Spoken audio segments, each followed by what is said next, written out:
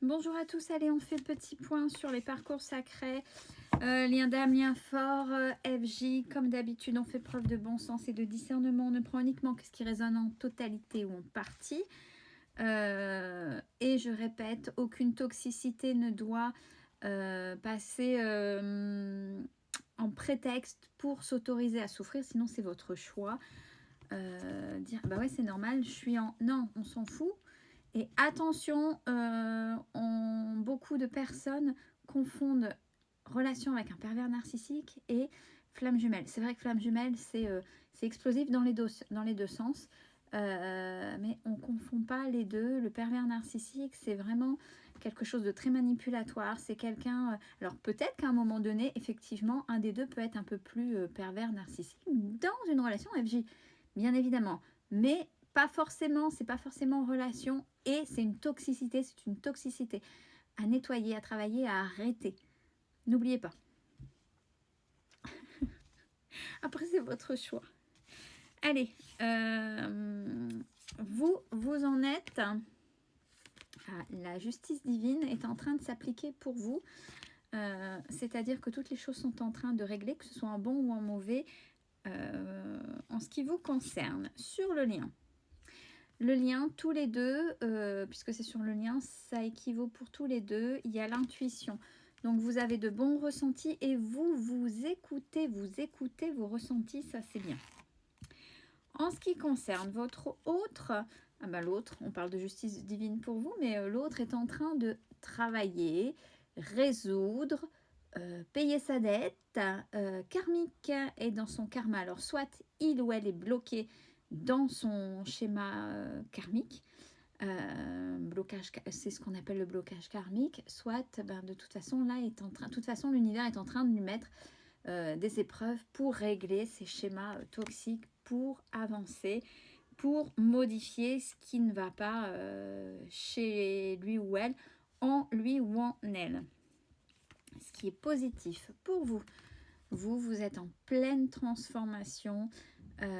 Alors même si ce qu'on me dit, c'est même si vous avez déjà énormément travaillé, il y a encore des choses, mais là c'est vraiment, là c'est comme si vous passiez, même si vous avez tout le temps évolué, même si ça fait un moment que vous travaillez, là c'est comme si c'est d'un coup une marche encore là, une marche supérieure là que vous êtes en train de passer.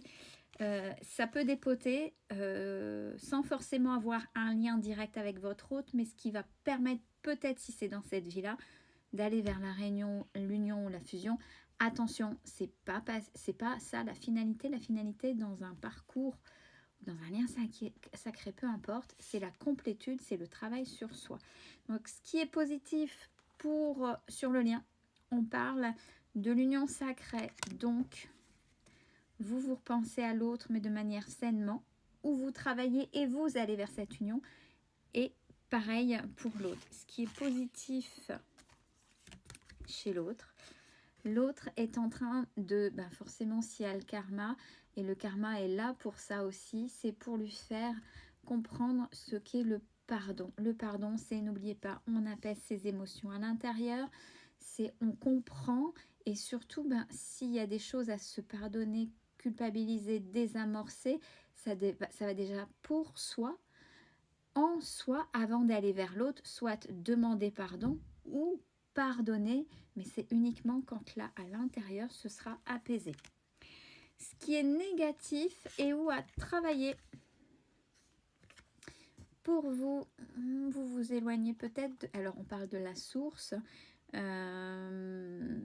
ce qui est à travailler, c'est peut-être que vous êtes dedans, la tête dans le guidon, c'est ce que j'ai, la tête dans le guidon, et on vous demande, mais ouais, ok, tu poses des actions, tu fais ci, tu fais ça, tu comprends, mais il faut pas que ce soit fait de façon automatique, façon en mode machine. Non, il faut se relier à la source, se relier à la source et se relier à son cœur.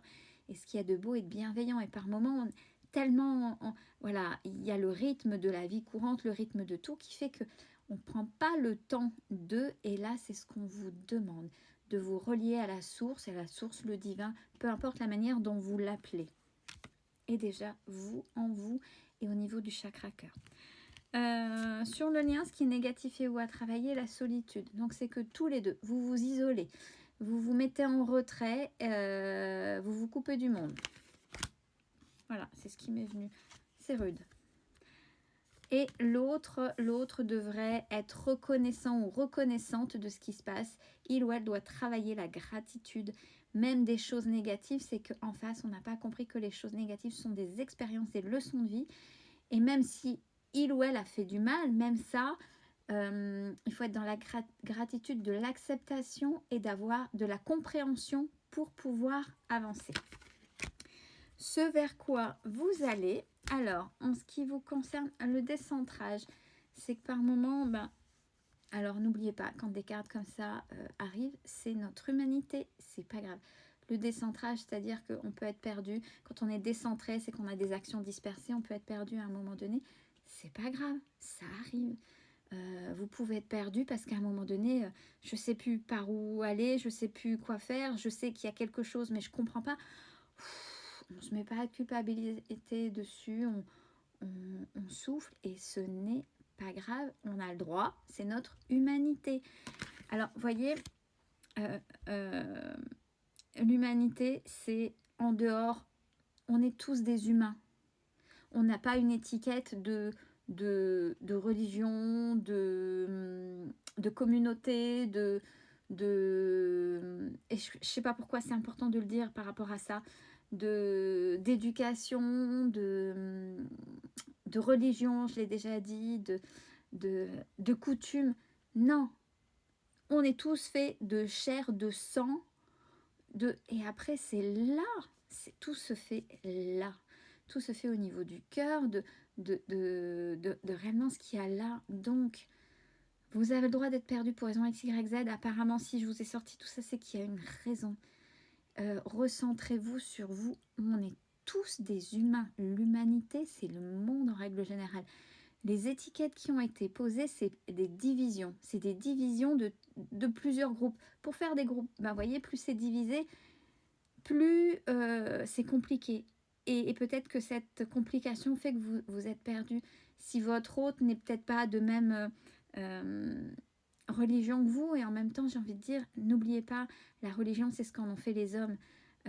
Regardez plutôt l'énergie, les messages qu'il y a derrière et prenez ce qui résonne dans votre cœur.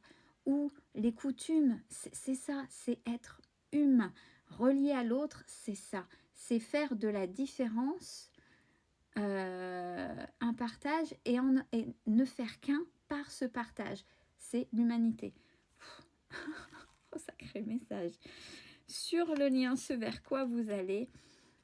Alors, si ce n'est pas encore fait, c'est la séparation, ou si c'est vague parce qu'il y a des retours, c'est-à-dire qu'il va y avoir un vrai temps de pause, une vraie séparation qui est nécessaire. Si vous êtes dans la justice divine et l'autre dans le karma, c'est pas en faisant des allers-retours l'un vers l'autre que vous allez réussir à aller vers votre centrage à vous, vers ceux vers qui vous êtes, vous, au fond de vous. Donc des fois, ce temps de pause, même si ça peut être difficile, cette séparation, sachez que cette séparation, c'est juste au niveau physique, parce qu'en fait, vous ne serez jamais séparés puisque vous ressentez ce que l'autre ressent par moment, même si il ou elle est loin, ne donne plus de nouvelles. Des fois, vous êtes envahi par sa tristesse, par ses émotions, et des fois, ça vous prend, vous, ça vous envahit, vous, que vous n'étiez pas triste, que vous n'étiez pas en colère ou autre.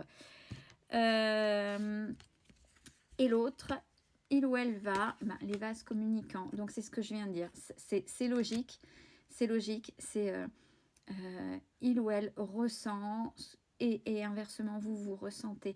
Donc, l'autre va commencer aussi à se poser des questions, même si il ou elle ne sait pas ce que c'est qu'un parcours sacré, ne sait pas tout ça. Mais il va commencer à ressentir des choses ou faire attention à des choses qu'il ou elle n'avait pas l'habitude. Belle fin de journée à tous.